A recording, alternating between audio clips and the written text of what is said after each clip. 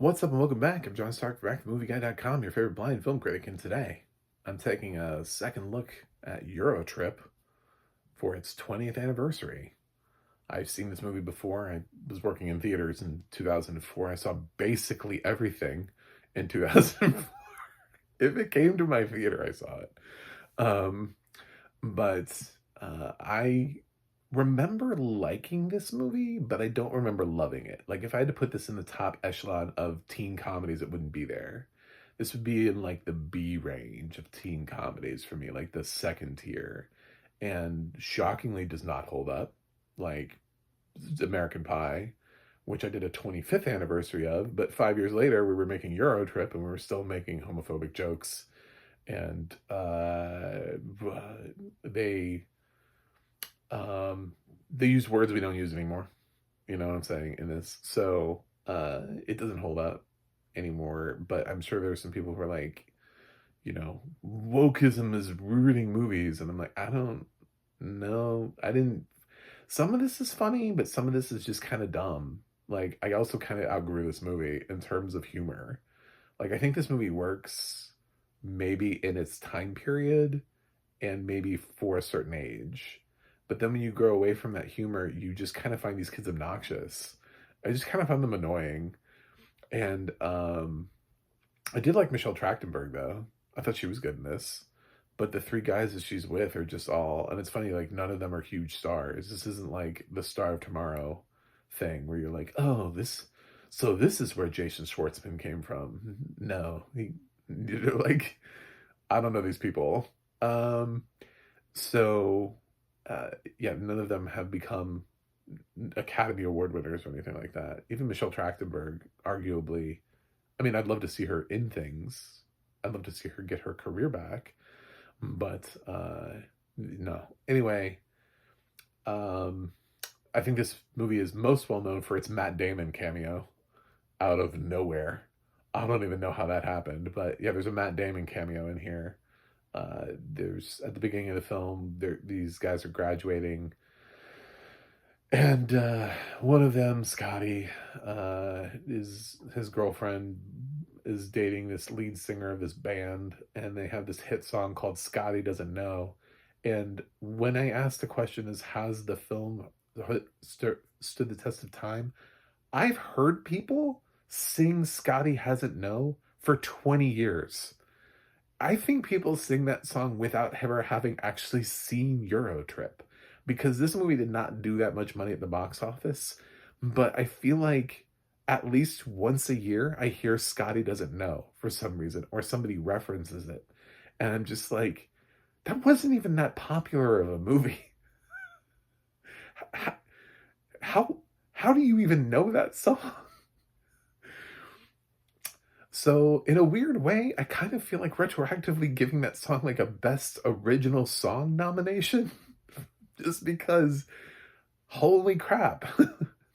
Talk about a song from a film that nobody was expecting, uh, that has people like know this song. It's very weird.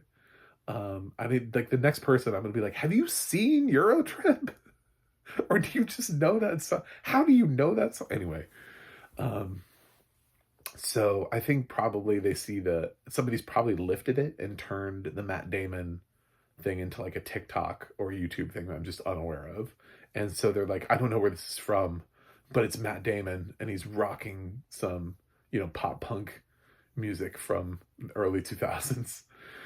Uh so yeah, Scotty gets an email. He thinks he has a German pen pal that's Michael, but it's Mika, uh, which doesn't really excuse his his reaction the first time. It's like, oh, okay. So he doesn't want anything to do with his possibly gay German friend, but but he's gonna fly to Europe because he realizes that she's a hot girl. Cool. Anyway, so then they travel all around Europe and do dumb shit. That's the movie. And the film is uh, on a range of level of offensiveness to Europeans. But I think Europeans would look at this movie and they go, I don't, I'm not even, I don't even know how to be offended by this movie because I think this movie is too stupid to be offended by. Um, yeah, man. It feels like you're being made fun of by a kindergartner. You know, you're just like, oh, one day, one day you'll grow up. It's just, I don't know. I don't even know why I liked Eurotrip the first time around or what I found about it. I'm probably that fucking song. Scotty doesn't know really does. It does hit the spot. Like points. Points for Scotty doesn't know. Like that's the whole movie is based around that song. So, well, I'm not giving it enough because obviously at some point I liked the film the first time around. So let's give it a point for that. So we'll raise it up to, I feel like it should get 2 points because there was some initial value in it when I saw it. So that puts it at a D. I think Michelle Trachtenberg is still good in it. I'll give it a D plus. C, Scotty doesn't know, C minus.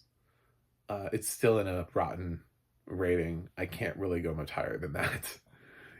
I can't find other reasons. Um, Maybe a couple of the jokes worked. You know what I'm saying? Like I laughed a couple times. Some of them are so obvious to see that they're coming. Like when they're fucking around in the Pope's room and you hear the whole thing about the smoke that he's giving in the tour. We're talking about in the tour. It's like you know where the scene's going. Like it's not hard to figure out. Um, but yeah, I what was a good joke? What did I think was a good joke in this? Um, oh, I liked when the scene when they're trying to get a ride to Berlin. There you go. That was a funny scene when they're trying to get a ride to Berlin, and the guy and the kid thinks he knows German. And he's trying to communicate with somebody who's speaking German, but the guy is speaking German and saying completely different things. The things are sort of weird and randomly offensive, but about like having sex with animals and things that are offensive to Europe.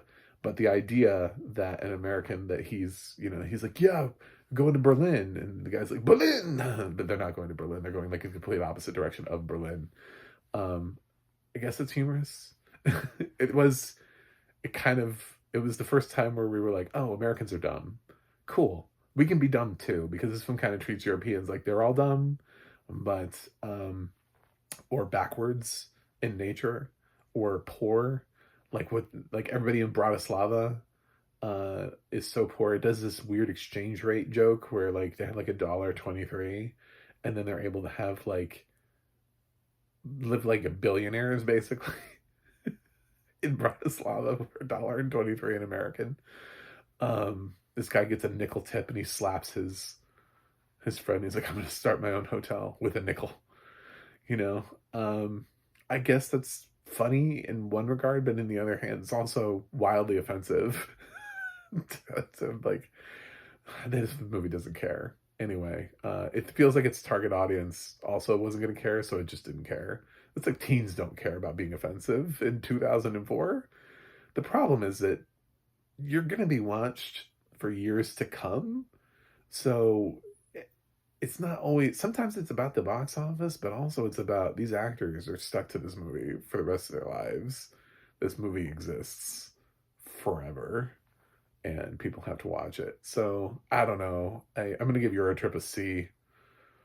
Um, that's my grade. I did watch it with audio description. And the funny thing was, there was one thing I actually did remember from the movie that was, again, weirdly offensive, but I remembered it, and it wasn't addressed at all in the audio description. But there's a scene when Scotty finally gets to Mika's house with the parents. The kid in the background is practicing. They introduce Heinrich as the little boy. Mika has like a little brother who's like pretending to be a Nazi in the background. He's like walking around like practicing his Nazi salute. And the audio description didn't touch that at all. And I was just like, that's so weird because you can hear him walking in the background. And it's like, I remember that scene and I remember the awkwardness of watching And, like, that was the one thing that I remembered from this movie, that and the Matt Damon cameo, was this little tiny kid pretending to be Hitler, in the background. Anyway, um, so, yeah, that did not I don't think it's held up, but maybe it has because, like I said, the song has, but it also could just be a TikTok thing, but it's weird that I still hear Scotty doesn't know. So, I don't think people have actually seen Eurotrip. Anyway, 20th anniversary. Not all of them are going to be great on the anniversary watches. Not everything holds up. So that's it. Thanks for watching. Thanks for subscribing, and I'll see you guys on the other side.